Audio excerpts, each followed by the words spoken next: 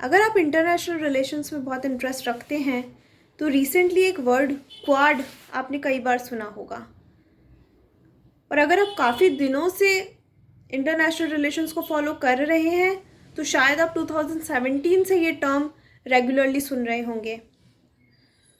तो समझते हैं कि ये क्वाड है क्या।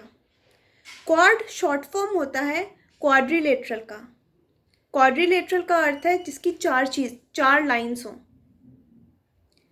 तो जो 2017 से आप लोग सुन रहे हैं क्वाड्रिलेटरल, उसका ऑफिशियल नाम है क्वाड्रिलेटरल सिक्योरिटी डायलॉग। इसमें 4 कंट्रीज़ हैं, जैसा कि इसका नाम है क्वाड। इसमें 4 कंट्रीज़ हैं, India, Japan, Australia and USA. ये इसकी शुरुआत तो 2007 में ही हो गई थी, पर ये एक्टिव हुआ है 2017 में।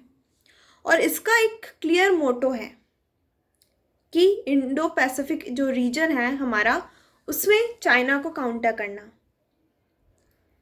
लेकिन अब सिर्फ और सिर्फ ईस्टर्न साइड में ही नहीं, बल्कि इंडिया के वेस्टर्न साइड में भी एक क्वाड इवॉल्व हो रहा है।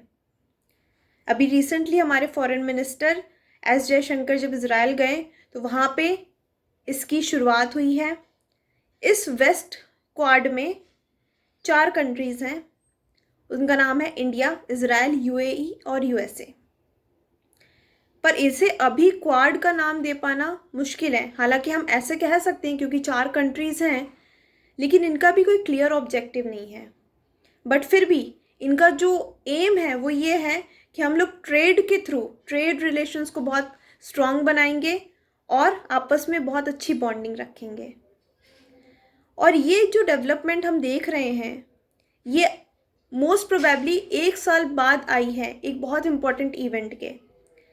1 साल पहले ही सितंबर में 2020 में अब्राहम अकॉर्ड साइन हुआ था, जिसमें United Arab Emirates that is UAE, इसने इज़राइल को मान्यता दे दी थी। इससे पहले ये लोग इज़राइल के एग्जिस्टेंस को नहीं मानते थे। बहुत सारी अरब कंट्रीज़, बहुत सारी मुस्लिम कंट्रीज़ इज़राइल के एग्जिस्टेंस को नहीं मानती, लेकिन यूएई ने अब्राहम अकॉर्ड के अंदर इज़राइल को रिकॉग्निशन दी थी। और अब उसका लगभग 1 साल हो गया है जब हम देख रहे हैं कि यूएई और इज़राइल एक साथ एक ग्रुप में यूएसए और इंडिया के साथ ट्रेड रिलेशंस को आगे बढ़ाएंगे। इन चारों कंट्रीज़ की अपनी अपनी स्पेशलिटी है।